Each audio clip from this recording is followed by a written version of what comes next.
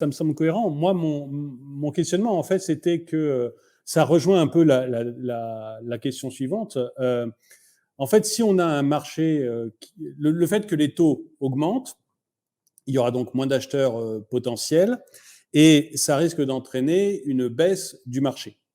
Et si on, alors même s'il reste bas, hein, on est d'accord, être en dessous de 2%, c'est encore super bas, quoi. Mais moi, je me souviens que j'avais acheté quand j'avais une vingtaine d'années, je devais être à 4%, hein, donc 2, c'est encore super bas. Mais je veux dire, les taux montent, donc il y a moins de gens qui peuvent acheter. Du coup, il y a une baisse du marché de l'immobilier. Et on le voit là, à Paris depuis 7 mois, on le voit dans les grandes villes. C'est visible, c'est pas encore visible dans les villes moyennes comme Bayonne qui continuent à flamber, mais c'est visible dans les grandes villes. Et donc, est-ce que j'ai vraiment intérêt d'acheter aujourd'hui si, en fait, le marché est baissier? Est-ce que c'est vrai que je me retrouve coincé sur est-ce qu'il faut que j'achète aujourd'hui avec un taux de 2%, avec un marché qui est relativement haut, ou est-ce qu'il faut que j'attende un an, que j'achète avec un taux de 3% dans un marché qui aura baissé? Donc c'est un peu mon interrogation. Si je voulais investir en immobilier, ça serait la question que je me poserais, c'est je le fais aujourd'hui ou je le fais dans 12 mois, quoi. Quel est Ouais, le... c'est une très bonne question. Regarde, je te partage juste une petite image. On va regarder 5 Ouais, secondes. Les facteurs influents les prix excuse-moi, en immobilier. hop là, voilà. Donc, on voit ici les facteurs influents les prix en immobilier. Tu vois, le prix est au milieu là. Tout le reste est plus ou moins imbriqué, corrélé, conséquentiel ou une causalité. Et donc, en fait, c'est vrai que les prix en immobilier, l'offre et la demande, c'est quelque chose il y a beaucoup de rouages. Et en fait, la conclusion ne peut jamais être de le taux va augmenter, donc les prix vont baisser. Si je pourrais aller complètement à l'inverse et prendre une autre donnée et te dire que, ben, en fait, aujourd'hui, l'inflation monte, donc les prix des matériaux montent. J'ai un autre graphique qui est, bah, en fait, les prix de l'immobilier sont plus ou moins corrélés avec les prix des biens et services, donc l'inflation entre guillemets. Donc en fait, il y a tellement de facteurs qui font que ça peut arriver ou ça peut ne pas arriver. Moi, mon consensus, et de près ce que je lis, voilà, je me documente beaucoup sur voilà, tout ce que les économistes font. Quelque chose de très bien suivre, c'est la Caisse des dépôts et des analystes bancaires. Ben, en fait, ils prévoient potentiellement le max qu'il pourrait y avoir de baisse, c'est 15%.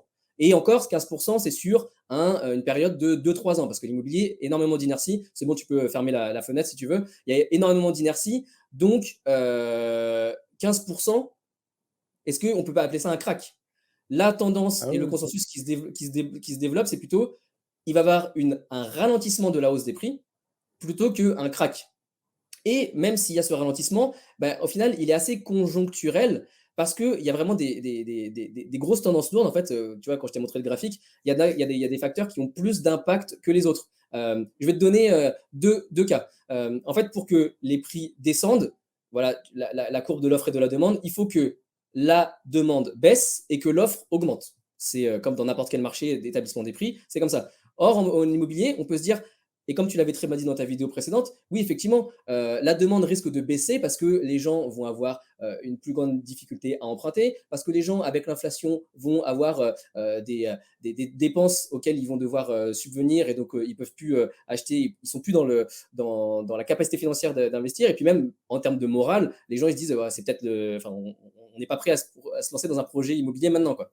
Mm. Euh, donc on peut dire ça, mais à l'autre côté, en face, il y a des facteurs qui sont beaucoup plus lourds, des moteurs qui sont beaucoup plus gros, qui font que, bah, ils continuent à avoir une demande soutenue. Ne serait-ce que la démographie. Aujourd'hui, la répartition des foyers français avec les divorces, les familles monoparentales, les jeunes qui sont de plus en plus mobiles, qui partent de plus en plus tôt de chez leurs parents, puis la démographie, même le solde naturel de la France continue à augmenter. Donc en fait, cette demande, on voit bien qu'elle elle est énorme. C'est comme se dire, bah, une fourmi va au sud, mais elle est sur le dos d'un éléphant qui va au nord, bah, globalement, on va au nord, quoi. On voit bien que la force des critères et des facteurs en jeu n'est pas du tout la même. Pareil, là, on a parlé de la demande. Pour qu'il y ait une baisse des prix vraiment catastrophique, il faudrait qu'il y ait une augmentation de l'offre. Tellement d'offres qu'on ne sait plus quoi en faire et du coup, bah, les vendeurs sont obligés de baisser leur prix.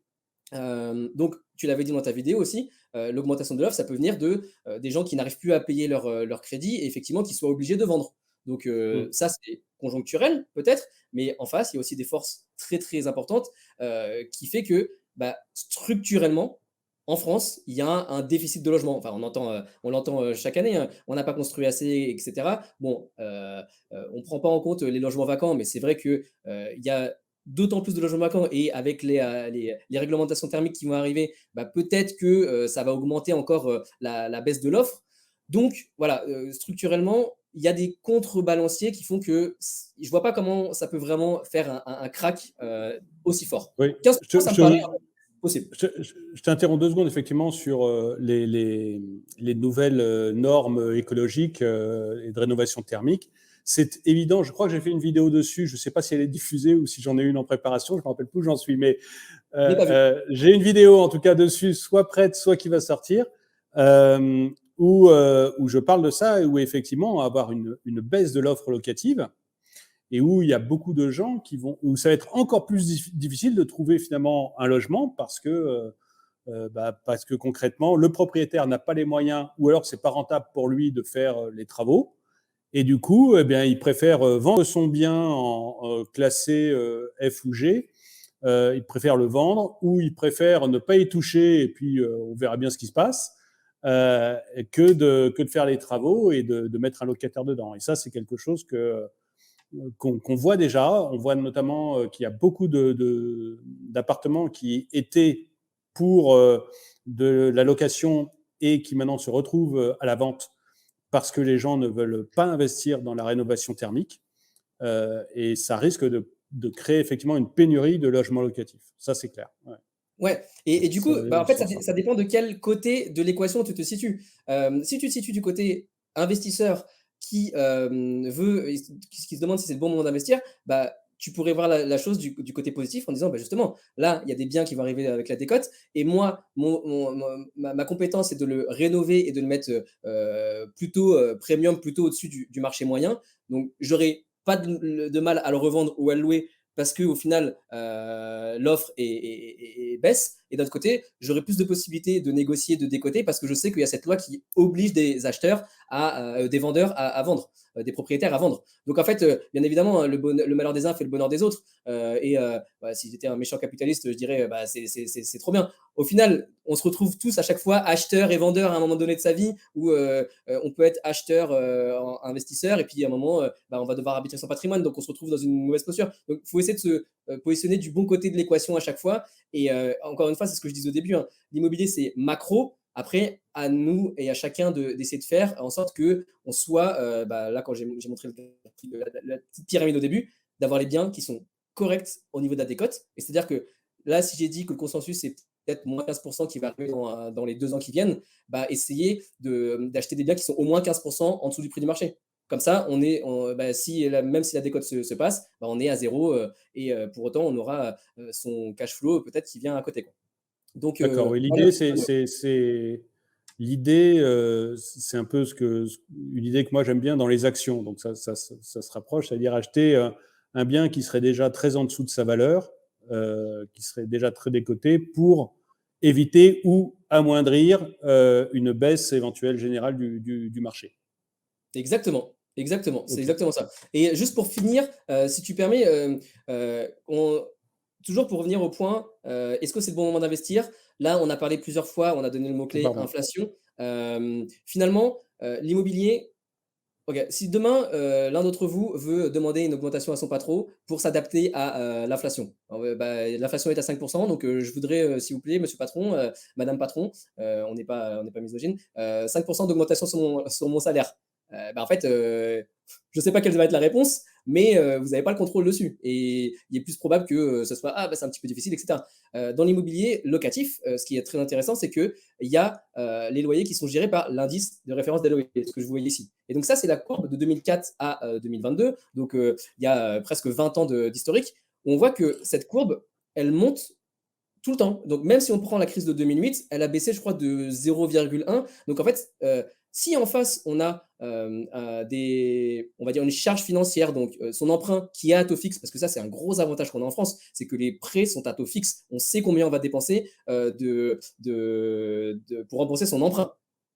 En face de ça, pour rembourser cet emprunt, ben, en réalité, les loyers ne font qu'augmenter. Donc, tout ça pour dire qu'aujourd'hui, l'immobilier, c'est un des vecteurs les plus puissants et des plus sûrs pour s'adapter, s'ajuster à l'inflation.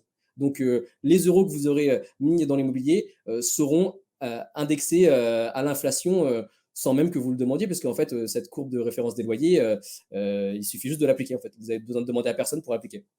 Voilà. Avec juste un bémol, Ouais, c'est que, bah, par exemple, là, on a une inflation. Si le gouvernement avait suivi l'inflation, on aurait eu un indice qui aurait été de plus de 5%. Et le gouvernement, en accord avec des syndicats de propriétaires et de locataires, j'ai jamais su comment on arrivait à se syndiquer en étant propriétaire ou locataire. Moi, j'ai toujours été locataire et j'ai été propriétaire aussi, mais je louais mes biens. ouais. Dans les deux cas, j'ai jamais été membre d'un syndicat, donc je ne sais pas en quoi ils sont représentatifs, mais peu importe. Ce que je veux dire, l'indice, il aurait dû augmenter de plus de 5%, et là, suite à une conversation du gouvernement avec des syndicats soi-disant représentatifs, il a été limité à 3,5.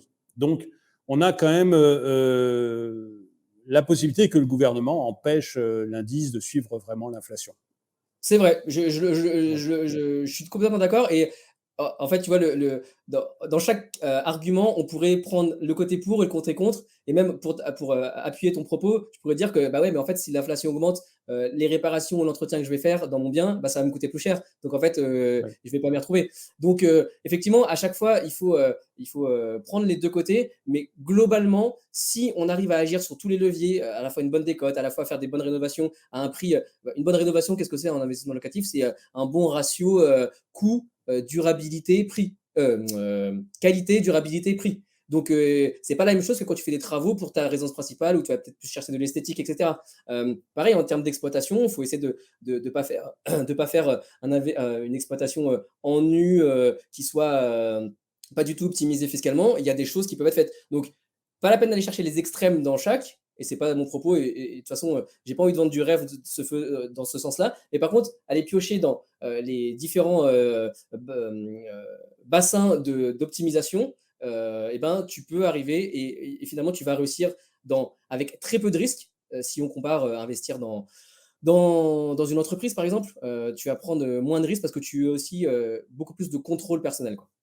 Donc, après, bon, bien sûr, je prêche pour ma paroisse, mais c'est vrai qu'il y a beaucoup de choses qui sont de l'ordre de la croyance et quand on regarde macro, effectivement, ça peut faire peur, mais quand on va dans point par point, on peut être un petit peu plus intelligent, un petit peu plus au-dessus de ce que la moyenne suggérerait.